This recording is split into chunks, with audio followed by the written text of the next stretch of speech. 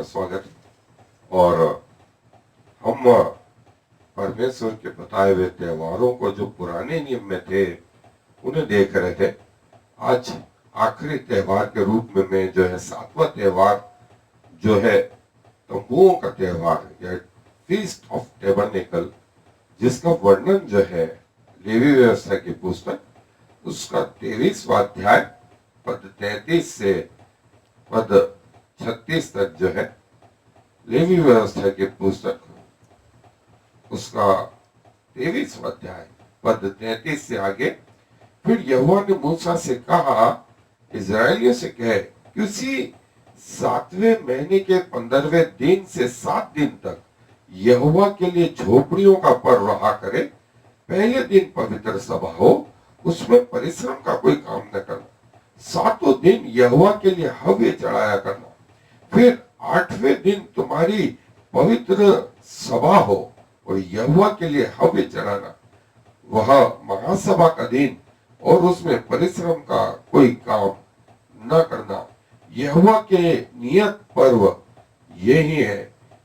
इनमें तुम यहोवा को हव्य चढ़ाना अर्थात होम बलि, अन्न बलि, मेल बलि और अर्ध प्रत्येक अपने अपने नियत समय पर चढ़ाया जाए और पवित्र सभा का प्रचार करना। इन सबों से अधिक यहोवा के विश्राम दिनों को मानना और अपने भेंटों और सब मन्नतों और स्वेच्छा बलियों को जो यहोवा को अर्पण करोगे चढ़ाया करना। और ये जो पर्व थे, ये पर्व जो है 7वां पर्व जो है परमेश्वर ने कहा तंबुओं का पर्व। और तंबुओं का पर्व जैसा मैंने आपको बताया कि अब्राहम, इसहाक, याकूब सब तंबुओं में रहे। हालांकि पैसे के धनी थे और परमेश्वर ने इनको एक जगह से दूसरी जगह तक लिए चला। और कनान में अब्राहम ने कदम रखे, इसहाक ने कदम रखे, याकूब ने कदम रखे। और परमेश्वर ने ये सब जो है एक प्रतीकात्मक चिन्ह के रूप में जो आने वाली कलीसिया के लिए, आने वाले प्रभु यीशु मसीह के बारे में बताते थे, वो पूरा किया। और जो है वो किस रीति से ऐसा हुआ, आए मेरे साथ अध्ययन पे चले। फीस्ट ऑफ टेबरनेकल या झोपड़ियों का पर्व।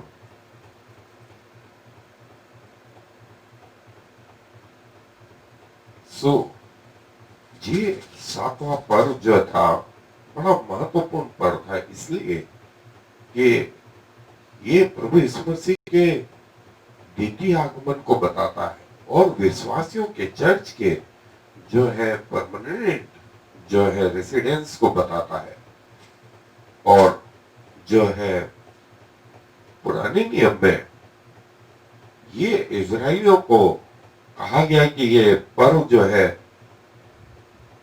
प्रत्येक वर्ष 7वें महीने के 15वें दिन से ये पर्व स्टार्ट हो। तो जैसा हमने देखा था 7वें दिन का पहला दिन जो है वो पहला पर्व था। फिर उसका 10वां दिन जो है तुरहियों का पर्व था और 15वां दिन जो है झोपड़ियों का पर्व था। और आगे डिटेल में और बताया गया है, जिसे हम देखने जा रहे हैं। सुक्कोत जो है इजरायली लोग इसको सुक्कोत नाम से पुकारते थे। और न सिर्फ यहूदी लोग, इजरायली लोग, वरन ये प्रभु यीशु मसीह और विश्वासियों के जो है अनंत जीवन के पर्व को बताता है। और स्वयं प्रभु यीशु मसीह जब पृथ्वी के जीवन में थे तो वे इस पर्व को शामिल हुए और उन्होंने बताया कि तुम्हारा पृथ्वी का जीवन जो है क्षणिक मात्र है, टेम्पररी है। तुम्हारा अनंत जीवन जो है स्वर्ग में है। जैसे इजराइलियों का टेम्पररी जीवन जो है वो मिस्र और 40 साल का वो जंगल का जीवन और उनका परमानेंट जीवन कनान में। सो शायद वे इसको समझ नहीं पा रहे हो, लेकिन आज हमें प्रभु ये चीजें समझाता है। सो हमारा परमानेंट घर यहाँ नहीं, वरन स्वर्गीय स्थानों में। और इस दिन जो है, जैसा परमेश्वर ने कहा 23वां अध्याय जो है उसकी 42 आयत में, कि सब लोग घर से निकलकर झोपड़ियों में रहा करें। सो प्रत्येक इजरायली जो है झोपड़ियों में आज के दिन भी जो है निकल करके रहता है, और इस पर्व को खुशी से, इस पर्व को जो है आनंद के साथ में मनाया जाता है। इस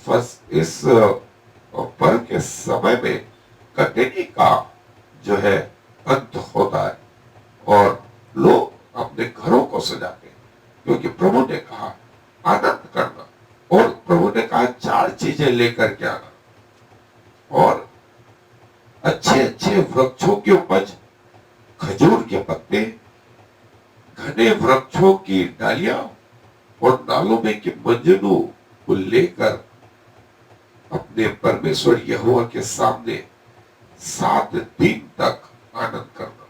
सो आनंद का पर्व, आनंद का पर्व ये जो है हमारा टेम्पररी निवास, इजराइलियों का टेम्पररी जो है वो निवास, और परमानेंट निवास जो है बाहर की ओर कनान में था विश्वासियों के लिए स्वर्गीय स्थान। ये वो झोपड़ियां जो इजरायली लोग अपने घरों के सामने बनाते हैं आज भी, आज भी। और 7वें महीने के 15वें दिन को ये झोपड़ियों में आकर के रहते हैं, ताकि परमेश्वर ने कहा तुम्हें स्मरण रहे कि तुम्हारे पूर्वज झोपड़ियों में रहे थे, और 40 वर्ष तक भी मैं इजरायलियों की अगुवाई करता रहा जंगल में, और वे झोपड़ियों में निवास करते थे। सो झोपड़ियों को बनाने का भी तरीका है जो है, और आनंद के साथ में जो परमेश्वर के भवन में आज के जमाने में जो सुलेमान राजा के मंदिर की पश्चिम तरफ की जो दीवार है, वहां पर आकर के इन खजूर के पत्तों को लेकर के, श्रेष्ठ फलों को लेकर के परमेश्वर के सामने आनंद के साथ में बनाते हैं, और पूरे घर को डेकोरेट किया जाता है इन्हीं चीजों के द्वारा, इन्हीं चीजों के द्वारा। और सब लोग इजराइल के प्रत्येक व्यक्ति जो है इस पर्व में शामिल होते हैं। सुक्कोत जो है इस साल का 2020 का सुक्कोत पर्व जो है 2 अक्टूबर से शुरू हुआ था और 9 अक्टूबर को समाप्त हुआ। सो ये वो जो है प्रभु यीशु मसीह के जो है उस आनंद को भी बताता है कि हमारा प्रभु जो है जन्म लेगा, और उसका तारा जो है पूर्व में दिखाई देगा, और मंदिर को और ईश्वर के जो है बातों को जो है ये प्रभु यीशु मसीह के समय में याजक और मंदिर को जो है सजाया जाना और परमेश्वर के सामने आनंद करना, ये आज का जो है सुक्कोत या तंबुओं का पर्व।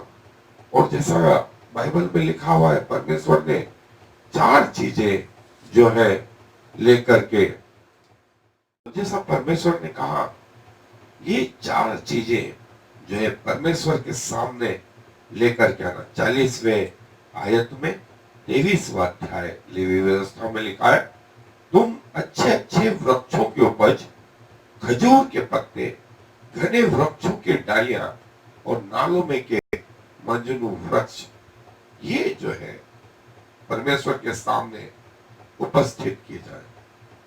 ये सुलेमान का मंदिर जो है भव्य रीति से वहां पर इस पर्व को मनाया जाता था और प्रत्येक घर में जो है सजावट की जाती थी। इन चीजों के द्वारा 7 दिन तक लोग परमेश्वर के सामने आनंद करते थे, आनंद करते थे। और ये झोपड़ियां जो है परमेश्वर के समीप घरों के सामने बनाई जाती थी। और जैसा तंबू का मतलब होता था, ये इसको जो है फीस्ट ऑफ बूथ या सेटर या इकट्ठा करने का पर्व भी कहा जाता है। और इजराइलियों के 3 महत्वपूर्ण पर्वों में से ये एक महत्वपूर्ण पर्व था, जो ये बताता था कि इजराइली जो है मिस्र में गुलाम होकर के परमेश्वर के द्वारा छुड़ाए गए और परमेश्वर ने इनको तंबुओं में रखा। सो सुका या सुकोत जो है ये जैसा कहा गया है कि फसल कटने के समय में भी जो है वो इस पर्व को, फसल काटने के समय में इस पर्व को मनाया जाए। और इसको सुकोत, सुखोत, सुकौस, सुकौट, सुकोस, सुकोत जो है हिब्रू में इसका मतलब होता है बूथ या टेंट, और जो है सिंगुलर सुखा, और इसको जो है तंबू का पर्व जो है यहूदियों के जो है ऑटम सीजन में जो है 15वें दिन को तीसरी महीने में, जो लगभग हमारे अंग्रेजी कैलेंडर के अनुसार सितंबर अक्टूबर में आता है, 5 दिन के बाद में यौम किपुर के या एटोनिमेंट के जो हमने पश्चाताप का वो त्योहार देखा था 10वां दिन, उसके 5 दिन बाद ये त्योहार जो है मनाया जाता था। और प्रत्येक इजरायली को जो है ये आज्ञा थी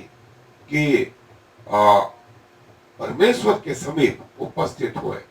सो पहला पर्व जिसमें परमेश्वर के समीप उपस्थित होना था वो फसह का, दूसरा जिसमें उपस्थित होना था वो पेंतिकोस का 50वें दिन, और तीसरा सुक्कोत जो है ये वो त्योहार थे जिसमें प्रत्येक व्यक्ति को परमेश्वर के सामने उपस्थित होना था।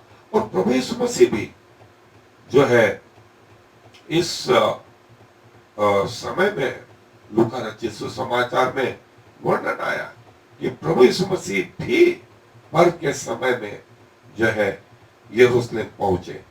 और यूहन्ना रचित सुसमाचार 7वां अध्याय 1 से 52 आयत तक, और जिसका जैसा मैंने बताया कि तंबुओं का, शेल्टर का त्योहार और जो है 7वें महीने में जो है ये मनाया जाता है।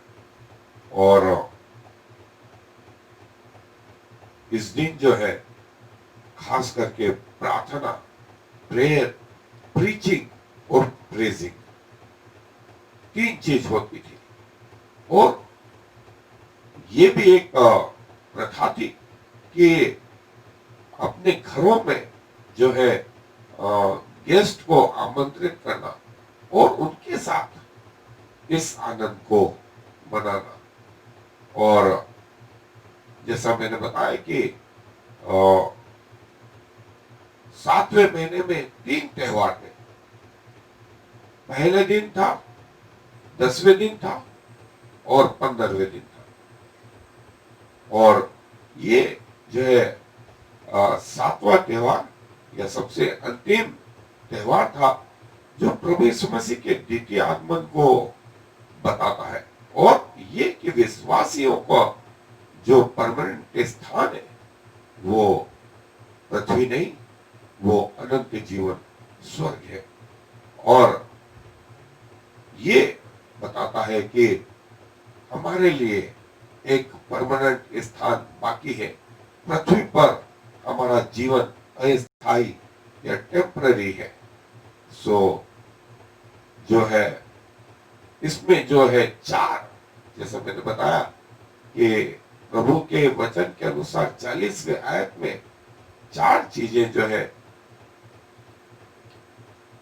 पहली उपज, फिर जो है खजूर की डालियां, और जो है फिर नालों में के मजनू वृक्ष, और पहला फल, कटनी के बाद का पहला फल, श्रेष्ठ उपज परमेश्वर के सामने जो है वो लाई जाए। और इस पर्व में जो घरों में डेकोरेशन होता था वो भी इस प्रकार का डेकोरेशन होता था। सो जो है पहले दिन और 7वें दिन महासभा हो, जिसमें लोग जो है इन तंबुओं के द्वार पर बैठ करके जो है परमेश्वर के वचन को ऊंची आवाज में पढ़ते थे, और ताकि लोगों को सुनाई दे, लोगों को ये वचन सुनाई दे। दूसरा जो है प्रत्येक दिन जो है परमेश्वर को बलिदान चढ़ाना, प्रत्येक दिन जो है परमेश्वर को बलिदान चढ़ाना, और इसी तंबू में विश्राम करना, इसी तंबू में विश्राम करना। सो 7 दिन का ये जो पर्व था वो लोगों को अपने पूर्वजों की याद दिलाता था, और ये याद दिलाता था कि तुम्हारी स्थिति क्या थी और परमेश्वर ने तुम्हें कहां से कहां तक उठाया। सो इसे भूलो नहीं। सो जो प्रथम और अंतिम दिन था उस दिन तो महासभा, और जो बीच के दिन थे उसमें भी जो है लोग परमेश्वर की आराधना करते थे।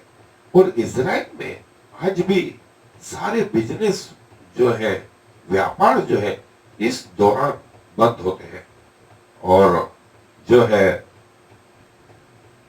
कोई सेरेमनी हो जैसे खतने की, या जो है दूसरे और सेरेमनी हो, वो जो है होती थी, लेकिन परिवार अपने आनंद के साथ में दूसरे लोगों को भी जो है शामिल करना था। और प्रत्येक दिन जो है आशीष दी जाती थी। सो इसका वर्णन नहम्याह, जकरिया, लेवी व्यवस्था और दूसरी किताबों में भी जो है मिलता है। और जो है जब इसके तंबू को खड़ा किया जाता था तो अपनी बिल्डिंग के सामने या पोर्च में इसकी जो छत है वो जो मटेरियल से बनी हो, जैसे जो है खजूर की डालों से, और जो है वो जमीन से जुड़ी हुई हो, और हैंगिंग डेकोरेशन जो है ये चारों पदार्थ के जिसके बारे में हमने देखा था, इसके हैंगिंग डेकोरेशन हो। सो प्रार्थना जो है वो प्रार्थना प्रत्येक यहूदियों को सिखा दी गई, और आज भी वो प्रार्थना जो है लोग उस सुलेमान के मंदिर की पश्चिम दीवार पे जा करके करते रहते हैं, और जो है परमेश्वर को जो है अपना श्रेष्ठ जो है चढ़ाते हैं। तो हमारे लिए भी ये एक महत्वपूर्ण चीज है कि हमारा स्वर्गीय स्थान हमारा परमानेंट घर है, और हमारा पृथ्वी का स्थान जो है हमारा टेम्पररी घर है। सो यहाँ पर जो है मूसा के तंबू से संबंधित सारी प्रक्रिया समाप्त हुई, और हम कल नए नियम में और फिर उसके बाद स्वर्ग में परमेश्वर के मंदिर को देखेंगे। आइए दुआ करें। प्रभु जी धन्यवाद देते हैं कि आप हमारे ऐसे परमेश्वर हैं जिसने हमारे लिए अनंत काल के लिए व्यवस्था कर रखी।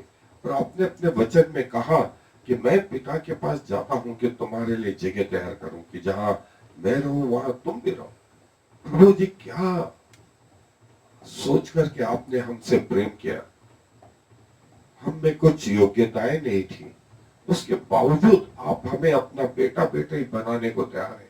आपने हमें याजक बनाया, अपने राज्य में शामिल किया, अपनी सेना में शामिल किया।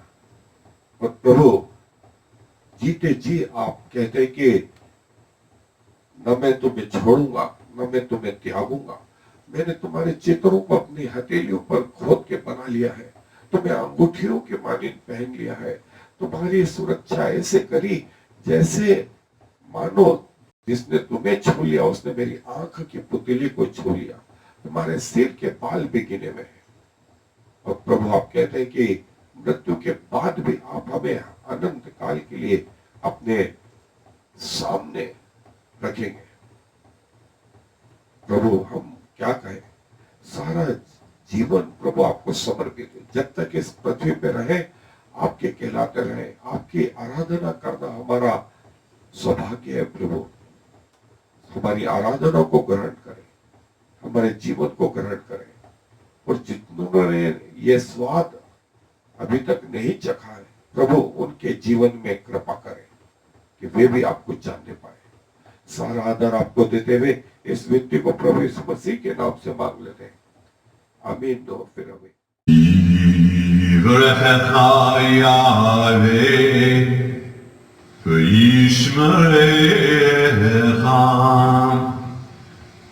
Ya'er Yahweh v'yichunecha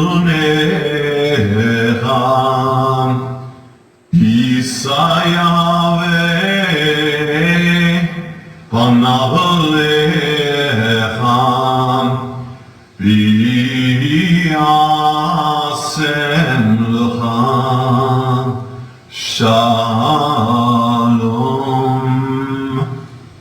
May the Lord bless you and protect you. May the Lord smile on you and be gracious to you. May the Lord show you his favor and give you his peace.